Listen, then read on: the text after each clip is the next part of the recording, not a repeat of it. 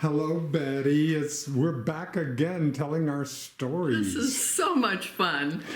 I'm not used to being on camera a lot. Yeah. I do a lot of talking, but Yep. I hope I'm going to do this right. Oh, I know you are. Now, look. All right. Let's talk about your family first. I would do love that. to. All right, please. You know, at my age, at 78, and I'm here in a retirement community, even though you only have to be 50 to move in here now. But all of my friends and neighbors and associates, they have so much family baggage, and I have none. My boyfriend of 5 years has so much family baggage. Yeah. My daughter and my son are so successful. They are happily married.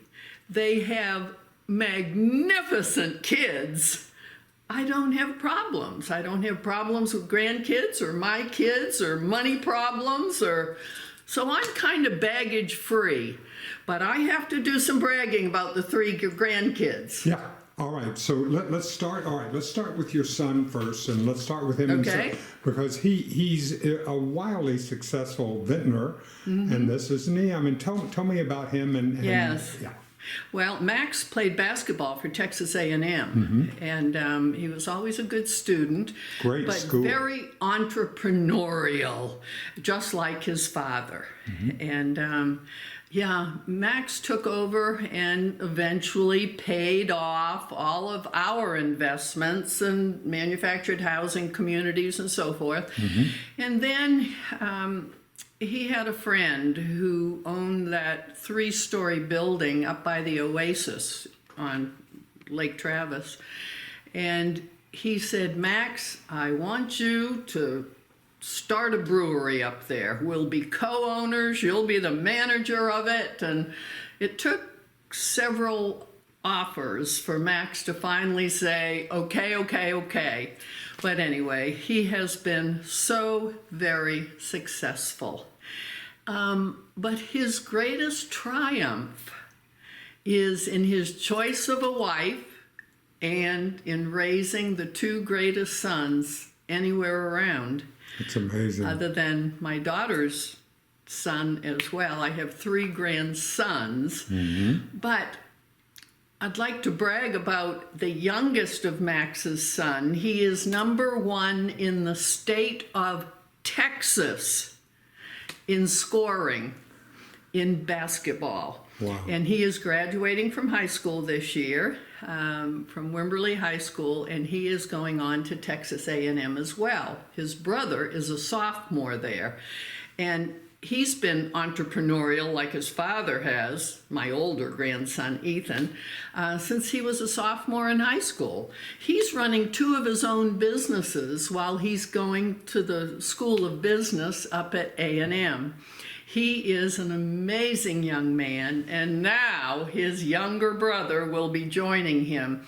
And do you know he was first in the nation this year in 3 points?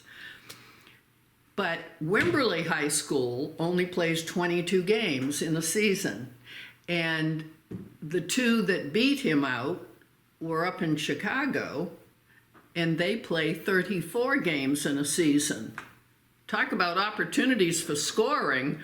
But until the last day of my grandson's season, he was number 1 in the nation.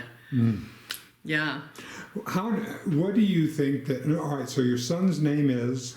My son is Bernard Ivo Schleder Jr. He's a junior, but we call him Max. Max. All right. So that's Max. Now tell me about Max's wife.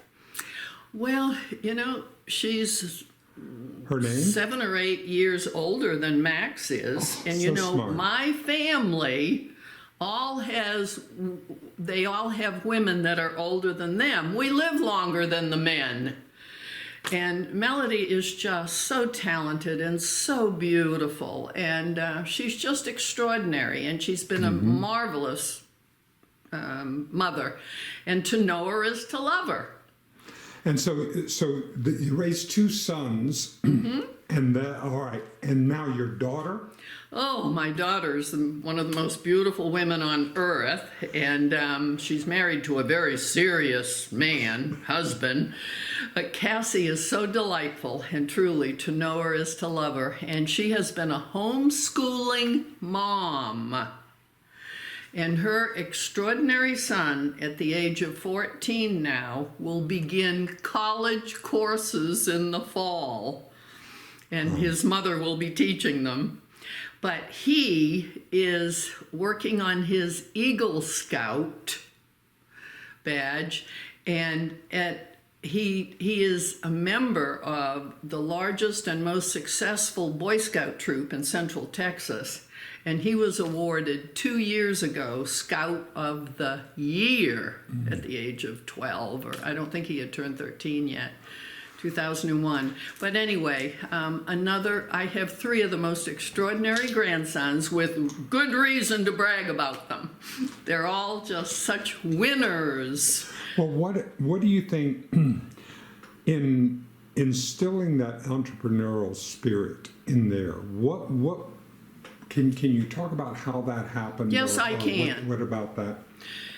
My husband was a World War II veteran. He was 23 years older than myself. You can just imagine how Mom and Dad felt when I announced I was marrying a man so much my senior. I had never been married before. He had. And from that generation, work is your recreation. All of our fun in life, all of our success, and all of our adventures had to do with work and businesses and the things we did, everything from gold mining to uranium mining to silver mining, and we would buy those mines and we would excavate them. Oh golly, the oil business. I can remember being pregnant out to here with my first, and my picture was taken on top of a 200-gallon oil tank in West by God, Virginia.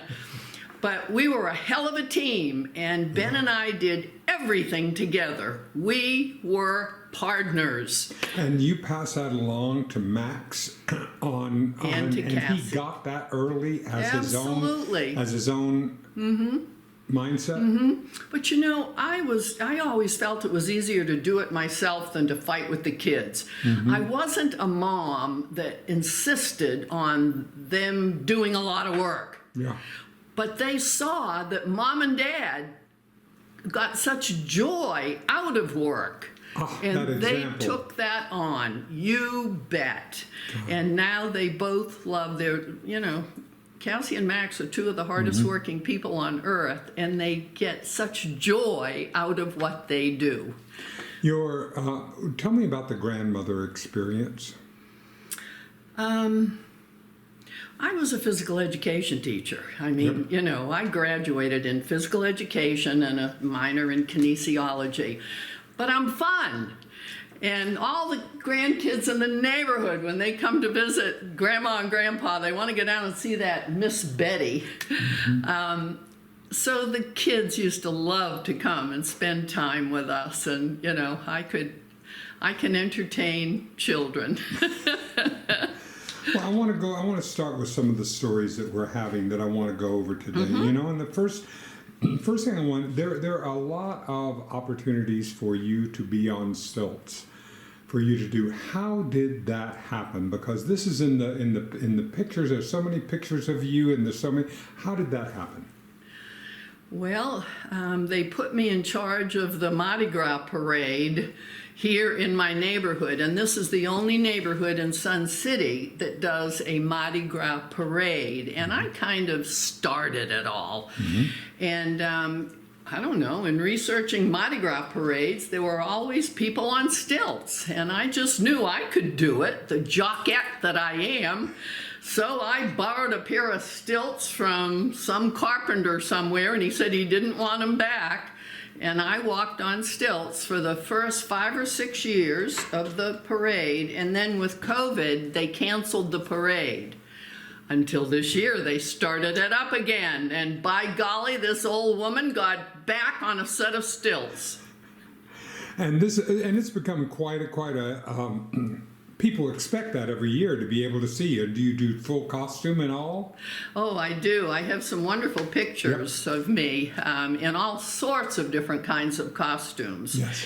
And yeah, I mean, you know, I'm fun. I'm a bullshitter. Yep. It's just what I do. Exactly. Now, all right, so now you're talking about, with your boyfriend, you've been taking motorcycle trips, right? Mm-hmm. All right, so how is that happening? Tell me about that and where have you gone? My husband died, 9 years ago now. Mm-hmm. And after he had been dead 3 or 4 years, I got on a dating website and I was so disgusted with it after many months.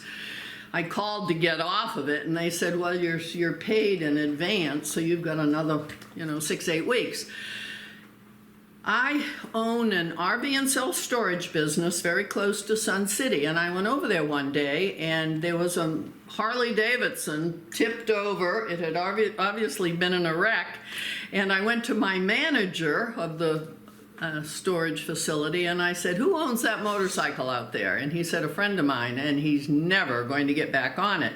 And I said, depending upon how much it's going to cost to fix it up, I think it would be so much more fun to ride around Sun City on a motorcycle than in a golf cart. So I said, I'm going to look into it and see what it'll cost to repair. Bottom line, long story short, I got back on the dating website and I said, I'm just looking for somebody to teach me how to ride a motorcycle. Mm-hmm. Okay, well, my friend of 5 to 6 years now, he was law enforcement in Austin, Texas. Boy, he's glad he's not there now. But there was a time when he was in the motorcycle brigade. And so he's always owned his own motorcycle. So he, on the dating website, he too was so disgusted with it and trying to get off. And he saw that I was looking for someone to teach me how to ride. He saw that I was 8 years older than he was. He had absolutely no interest in me. And he said, I'll tell you what, I'll meet you at Mighty Fine Hamburgers. I'll buy, and I'll teach you how to ride. Well, you can get on my bike. He had a Honda Goldwing. We'll go check your bike out, and I'll give you a few lessons. Well, he fell instantly in love, That's my story. Anyway, we've been together ever since. Wonderful. Yeah, and we do have a lot of fun together. We take a lot of trips. On our next trip, once he gets over, he has tremendous family baggage. And they're not real happy that he has a girlfriend because I take up so much of his time. But anyway, the next trip we're taking is at the end of May. And we're going with our motorcycle club. And we're going to do all of South Texas. Beautiful. So, It'll be fun. Do you enjoy the motorcycle? I love it. I love riding on the back of a Goldwing. So I sold my Harley. I would much prefer a ride with my arms around a good-looking man than driving my own. Yeah. All right. Now, you started your moving business. Now, I want to go back to I love this idea that you had about how you were going to construct it and how you were going to build it from scratch.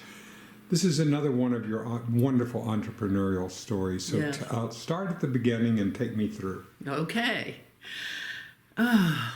I have several rental properties, and I had a young man and his wife move into one of my rental properties. He had been in the military, and he needed a job, and he needed lots of help. And my rental properties are all cut out to help people. Yeah. And so I got him a job working on the landscape crew here in Sun City. And he was borrowing money from me quite often. And he was restoring old motorcycles and old cars. And I said to him one day, he got into me finally for over $5,000. And I said, how are you going to pay me back, Mark? This is ridiculous. He said, Betty, I've been thinking about that. And he said, I moved 17 times in the military. And he said, you can outlift 10 men. He said, nobody in Sun City can get anything moved if they buy it off the bulletin board or at estate sales. And a lot of people, he said, when I'm working on the landscape, they ask if I'll move a piece of furniture within their house, just across the room. He said, let's start a moving business. And I said, I would never charge anybody to help them out here in Sun City. I love helping people out. He said, tell you what, let's name the business something like Name Your Price. In other words, people can just give us whatever they want to give us. Well, I would do that. I said, I give all my money away to military organizations. You need the money. I'll do that. So I had cards made up. Name Your Price Movers. That was 6 years ago. After the first year and a half, Mark Stivers won a lottery for $1 million. Needless to say, he moved out of my little rental mobile home, and yeah, he went home with $700,000 cash, winning $1 million lottery. But after a year and a half, I loved helping people out. And as Mark said in the beginning, Betty, you've got trucks and trailers. It would be so easy since you've got the equipment. So I just got another man to give me a hand, and we're still, well, I've been through 2 or 3 guys, but they've all worked out well and they've all enjoyed doing it. And so I am still, but now I am moving almost 7 days a week. I am moving something. And lots of moves are within a home. Lots of moves don't take me 30 minutes. Would you pick up that lamp and bring it to my house 3 blocks away? So many moves are just so tiny. However, more and more moves are getting bigger and bigger and bigger. And yesterday, it took us 2 days, and we moved somebody from an independent living facility in Georgetown into the hacienda, which is just now opening up. It's that humongous, magnificent independent living facility at the corner of Del Webb and Williams. So, and he was a very difficult man. He was losing his mind, and he wasn't fun to help out. But anyway, it took us hours and hours and hours because we also helped him pack, and this is not what we do. So, but I helped him out. So you built this business. So now everyone comes to you, and oh, yeah, all around. I mean, you could do this more than just full time. Oh, absolutely. And I have now limited it to Georgetown only. We used to, if somebody sold a couch to somebody in Austin, we'd take it, and it was just getting too big. I don't want every moment of my life filled with this moving business. So I said Georgetown only, and now I refer many moves to others. But let me tell you, Dennis, I would never charge people what they pay us because they're so grateful and appreciative. 3 days ago, I moved a small love seat, smaller than the couch in my family room, and she gave me $250 cash. But that's a good example. It's crazy. Yes. People appreciate the fact that I'll help them out, and every time I arrive at a door, somebody says, didn't you bring another man? I always have one man with me, but they can't imagine me picking up something and moving it. But you use physics to make sure that things glide, things move across. I mean, this is the you smart can't imagine way, how rather easy than it doing is. it rather than just the brute force. All the flat rolling dollies, and you have to know what you're doing. And no, but I am a heavy lifter. But you are. I mean, but that's what you're having now.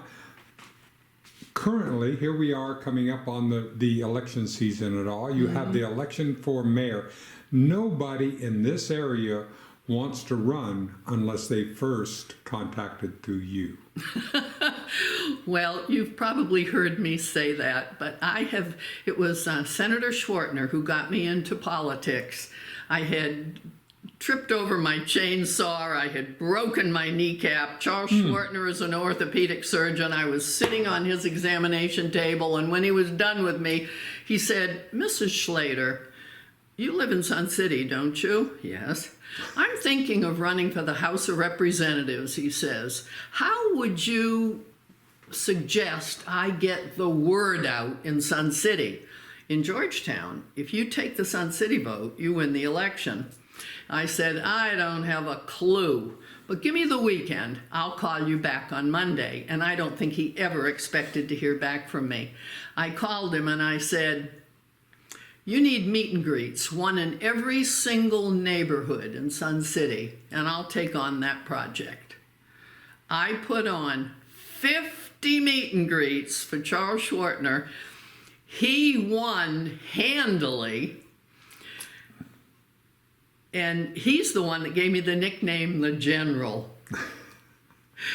He says to everybody, I wouldn't be where I am today if it wasn't for Betty Schleder. But what he did was he only stayed 1 year in the House of Representatives, and then he was talked into becoming a senator. And I kept working for him and got him in easily into the Texas State Senate, and he is still there and making an enormous contribution with his life force. But that was 12 years ago, and now everybody wants me to work on their campaigns. So what are you doing for the mayor right now? Okay, this will be his second term. On his first term, I put on 50 meet and greets. That's kind of my magic number here in Sun City. And what I do is I get people in many of the different neighborhoods, and now there's so many more neighborhoods, they combine neighborhoods, but they put on a meet and greet and have, the candidate come and talk to everybody. And I did that for Josh the first time he was running, and now this is the second time he's running, and he says, "Betty, I don't have the time to do 50 meet and greets 7 days a week." Now that he's mayor and his law practice is humongous, he's got 3 kids, the oldest is 14. He said, "Let's just do some big and grand events." I said, "I'll make that happen." So I'm doing things at the Chamber of Commerce building. I have one enormous event in Sun City. We will have close to 500 people there. I have gone for the first time to all of the independent living facilities around here. I'm thinking they pay attention. They're all retired. They vote. Those independent living facilities either bus them to a poll or they house the election in one of their grand rooms. We had our first one last week, and it was an overwhelming success, and nobody else has ever thought about taking a campaign to independent living facilities. Now, some of the assisted living people also can attend, if they're up to it. But I got the idea because I have so many older people that have been friends over the years. I've been here in Sun City 20 years, and I will go and visit them in these facilities. And when they have a birthday party for somebody or whatever the event is, they easily have 100 people there. And I'm thinking, hey, now you cannot legally have a campaign event in one of these facilities, but I just call it a town hall. And when I had Josh there last week for this first very successful one, he just talked about where Georgetown is going, and he took questions, and people so appreciated it. And I set up somebody I knew in the audience in the end to stand up and say, "Isn't there an election coming up?" Well, since you ask, yes, it's May 6th. Anyway, so we do get the word out, but we do get people fired up. And Exactly. they appreciate it. Well, it's an information time. I mean, if you can be responsive to the people. Absolutely. And we are the fastest growing city in the country. That I can believe. In the country. And so people have a lot of questions. There's so many projects going on, and why are we doing this, and why are we doing this, and how come? And they so appreciate the explanations. Yeah. Yeah. So that we can Josh is know amazing. what's going on. That's right. That's right. You have been labeled, that they talked about you, Schwartner, telling you that you're the general, but you have a 5-star general tattoo. You did this, and tell me a little bit, tell me about that story. It's so funny. Once Charles Schwartner started calling me, "Yes, General, just tell me what to do. Yes, General." That word spread over the years. Everybody calls me General. General, I forget your name. What is your first name? Yes, I only know you as General. Okay, you ready? Yep. And I'm 5-star. Now, please remember that only during wartime is there a 5-star general. The last one of the 5-star generals was Omar Bradley, World War II. But all my constituents, everybody out there just says, "Betty, you are always at war with one candidate or another, so you qualify as a 5-star general." My boyfriend bought that tattoo for me. I hate tattoos. I never thought I'd get one. But I thought, well, nobody will ever see this. I don't go sleeveless very often, our old skin. But I forgot about being in a bathing suit. Oh, I go to the pool here in Sun City, and everybody is just glued to my... Could you explain your tattoo to me? Oh, yes. But anyway, no, that has been my nickname for many, many years here in Sun City. I am the General. This is one of the things that I admire so much about you is your leadership, because you have taken the brand, you have taken your leadership, and it's irrespective of whether or not you're a man or a woman. You have just taken it, and so much. I mean, it feels like this is a time when we need women standing up and leading in our culture. It's very important to me from all aspects of the spectrum. Do you feel that also? Well, I do. I'm a different kind of leader. My initials are BS, Betty Schleder.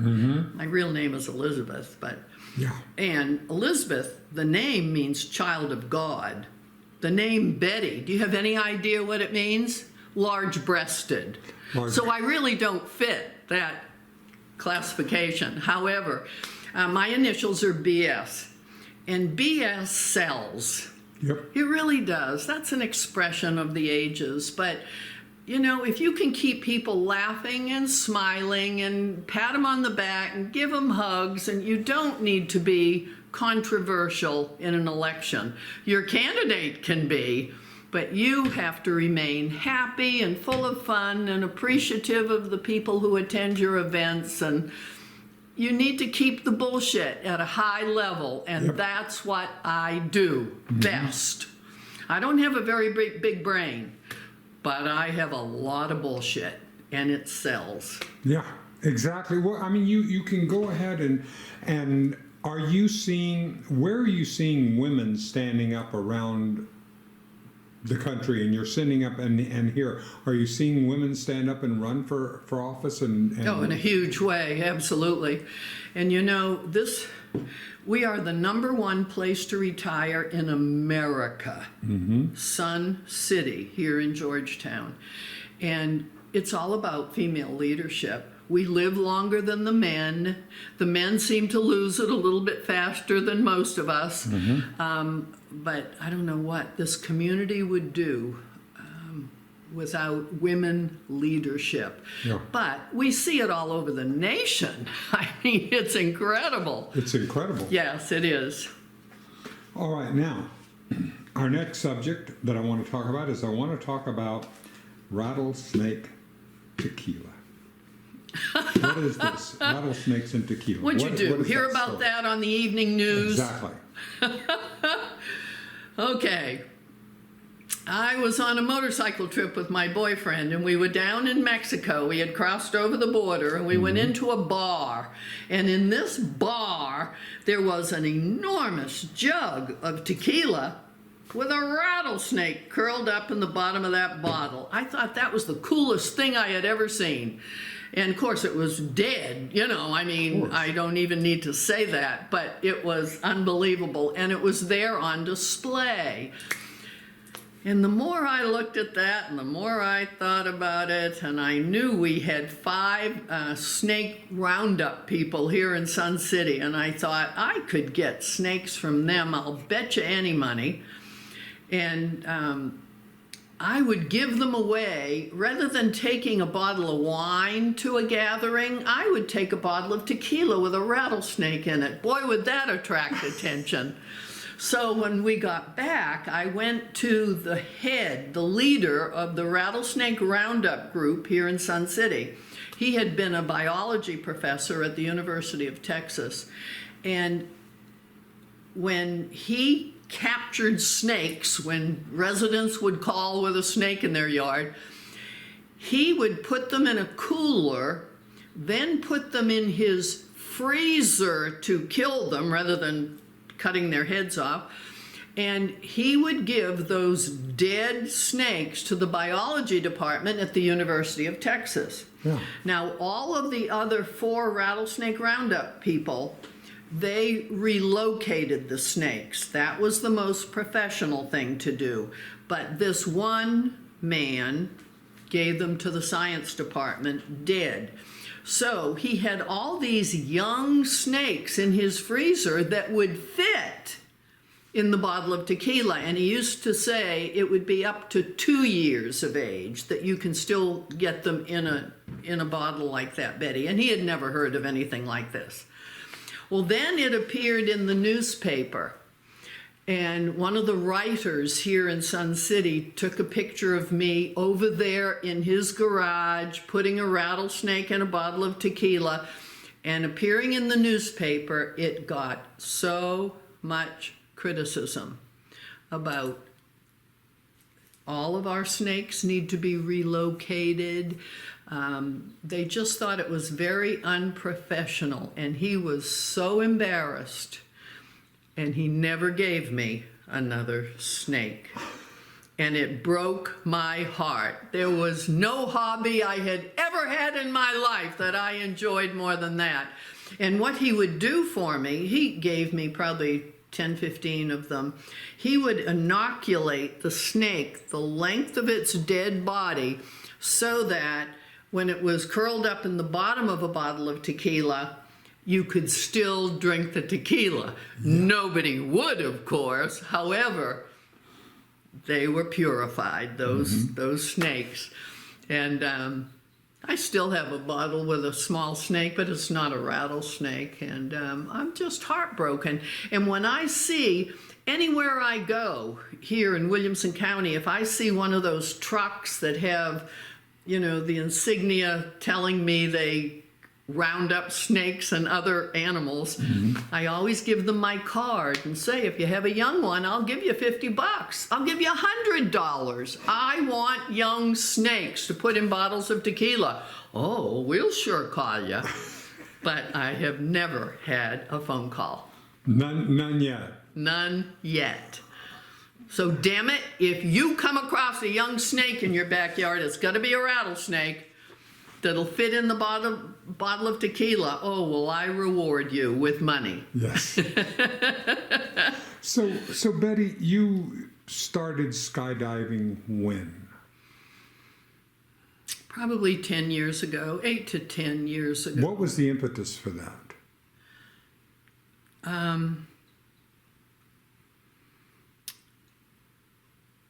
Donald Trump running for office.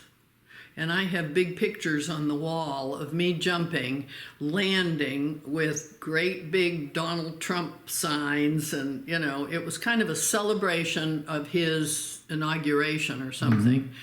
But I also jumped, I guess I jumped just before that jump with a friend who is a head of landscaping here in Sun City. She was a woman. And she has since passed away at a very young age, but I jumped with her on her birthday. She had said she always wanted to skydive. That's right. That was really my first jump.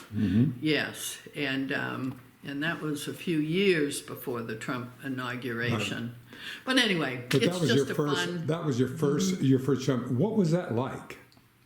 You know, people are just awed with the fact that I love to jump out of an airplane, but if you ever do No. it once, you know it's no big thing. It really isn't. I mean, when you first, you're gone. Yeah. You know, there's just a few seconds when you're thinking, oh my. But it only lasts for seconds. You've got a tandem jumper on your back. This is the pro. This is the person who is. That's right. So He they does dive. this for a living. And then he pulls the cords and you are floating. And in just a few minutes, you're on the ground. And it's just quite a celebration. And then, of course, I always have such a crowd waiting on the ground, depending upon who's jumping with me, with another tandem jumper, that, you know, you hit the ground and there's such applause and music and oh my golly, it's just unbelievable. That's wonderful. But I will end this part of our discussion by saying in June of this year, I am jumping a third time with Al Blaschke. He broke the Guinness World Record at 103 years of age. He first asked me to jump with him at age 100. Since then, I've jumped with 4 other 100-year-olds. However, he is now 106. He will break his own Guinness World Record, and Governor Abbott is jumping with us. How did you get that to happen? Believe it.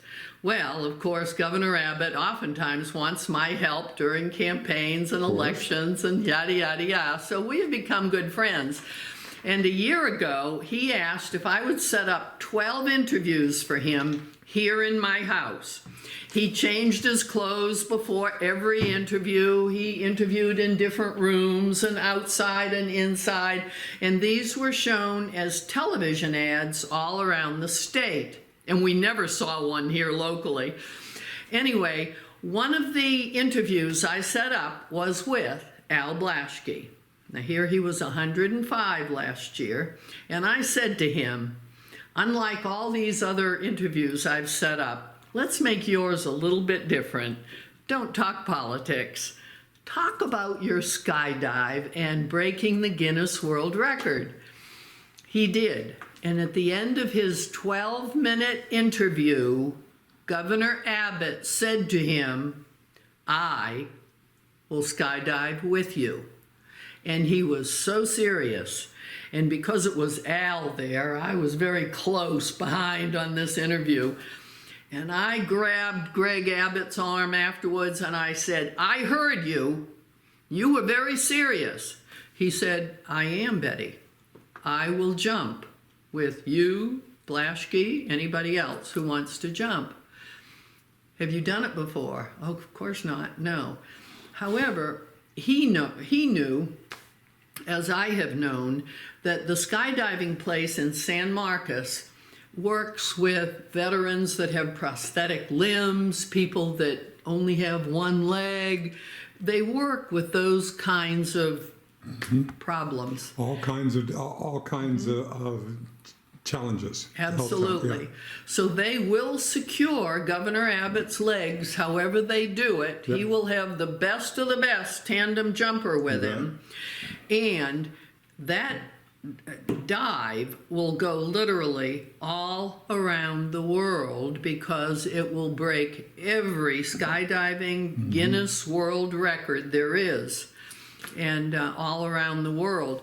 When Al broke it the first time at 103, my family in Maine, New Hampshire, Vermont, and Massachusetts all saw it on the evening news. It went all around this country.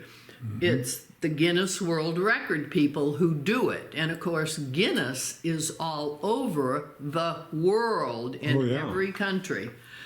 So it will be a big deal. You will see it. And this is going to be in May 2023? In June. In June Yeah, 2023? Governor Abbott's session ends in May. Mm-hmm. Now, after that interview the previous year, he said, Betty, let's do it in March. Then the Ukrainian situation exploded, and he said, I can't. I'm traveling so much.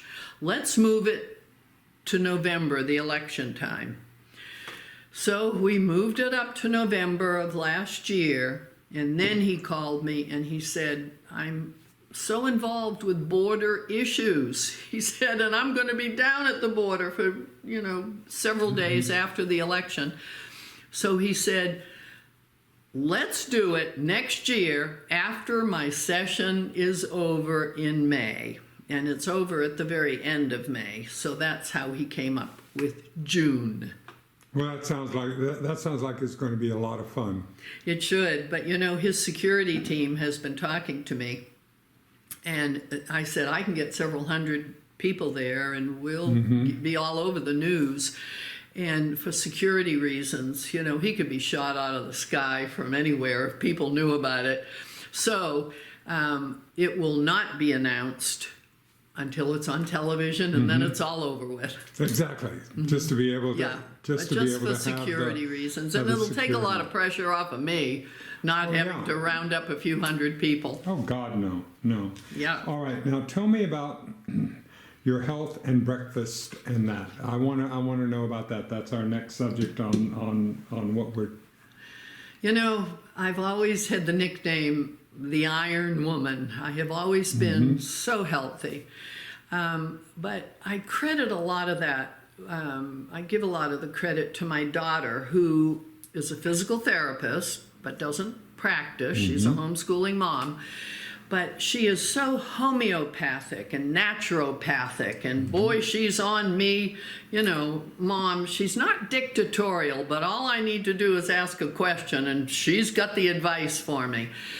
But I will bore you with what my breakfast is. Every day of my life, I have 13 organic fruits and vegetables. Everything from an organic apple to organic grapes to organic asparagus and a whole handful of organic lettuce. And I mean, if you open up my refrigerator door, the entire 2 shelves are all organic fruits and vegetables, and nothing is cooked. It's all raw. I don't have a doctor. I don't ever remember having a doctor except when I broke my kneecap. I've never taken a pharmaceutical product. Charles Schwartner, the orthopedic surgeon who's now the state senate, I was limping around his office one day, and he said, Betty, let me replace your kneecap. He said, let me give you a new knee. He said, it's only going to get worse for you. And he said, it won't cost you anything. I just want to do it for you. So I did. And Cassie wouldn't even let me take, following the surgical procedure, she wouldn't let me take the pain med. She gave me something homeopathic, naturopathic. I have never had a pharmaceutical product. I am 78 years old, don't have a doctor, have more energy than anybody I know, am tremendously strong. But this is a good time to tell you what is so important in my life is going to be that with the Lord's help, I have decided how I will live my life. And with the Lord's help, I will decide when and how I'm going to die. Working with veterans, having served on the Honor Flight Board, and then with Purple Heart, and I've served with USO, and I have seen some of the most remarkable people spend years of their later life suffering. I don't believe that our loving Lord wants anybody to live 10, 11, 12 years with Alzheimer's.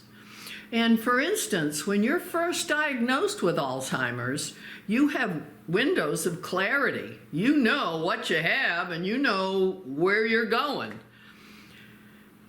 The night before my husband died, I had a hospice worker sitting in the chair you're sitting in.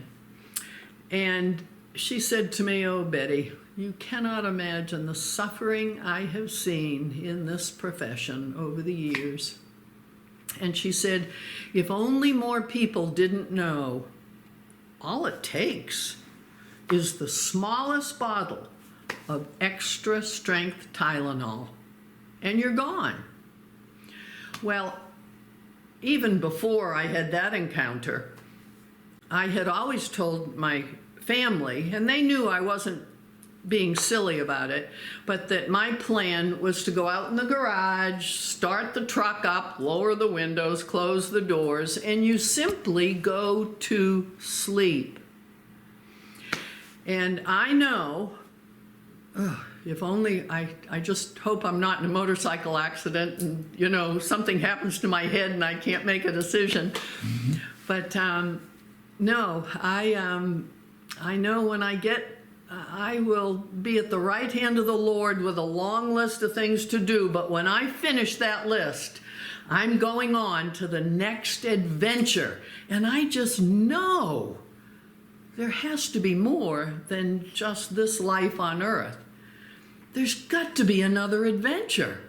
And I so look forward to it. You know, so many people, we read stories of people that die but come back after a brief medical procedure or something. Mm-hmm. And it's so interesting. So many of them say, you know, you don't cross trails with your husband or your school teachers or people that you remember so lovingly, but you do cross trails with people with whom you have encountered at some time of your life who have influenced you, even in ways you don't even know. It's just another adventure, but I will take my own life. I don't want to, you know, grow too old unless I can still jump out of airplanes. And right. And this, I also get the same sense as you, that it would be such a waste for it to be nothing. That there just feels like that there is some kind of, have you evolved in your own spirituality, your sense of how do you commune with a power greater than yourself, when yours with God? Is it, do you meditate? Do you have a normal prayer work? Do you do a normal just conversation as you have during the day, which I can... That's what I have. And, you know, I used to tell the children's story in church for years and years and years, the children's sermon. My sister married a Methodist minister. Church has been huge in my life until years of late, primarily since I moved here to Sun City. And when I was attending church here, it was such a social gathering, and people would be talking during the sermon, and I don't know. No, I am talking to God every day. I thank Him for my bowel movements. I mean, It's got to be all inclusive. You bet. You can't separate that out. Everything, no. It's all there. That's right. And I appreciate how the Lord is in my heart, my soul, my head. Yeah. But I don't pray aloud. It's all in my heart and soul. Oh, that the Lord is a big part of my life. Can you know, I don't remember specifically some of the really influential people. Were you to re-meet them along the way? Who would be some of the people in your life that you feel like that would be those that influence you? It could be a large or small, or this over the course of your 78 years. Could you talk a little bit about that, please, Betty? Any of the people? My husband, of course, the most influential man on earth in my life in so many, many ways. But yes, in high school, my physical education teachers, they made PE so much fun, and they inspired me to follow that profession. Could you have seen yourself, were you a teenager today, looking to play in the WNBA, looking to go ahead and use your athletic ability to be able to get a scholarship to college and doing that? I mean, you could see that as being because there's such a physicality about you that I could very easily see you using that and becoming becoming a star in one of them. Okay, well, I was a basketball player, played all during high school for a church league. Now, was this six-man basketball? Was it six-man, or was this, was it five-man at that time? It was six, but it was half court in women's basketball. Then, the guards stayed on one side, the forwards stayed on the other side. Then they allowed one roving player, and of course that was me. And I was the only one on the team that could, and that was when I was in college. So I played for the University of New Hampshire basketball team. Then, and we won every award there was, and then I was chosen to be on the New England team. And that was 5 states sent their best, and I was one that made the New England basketball team.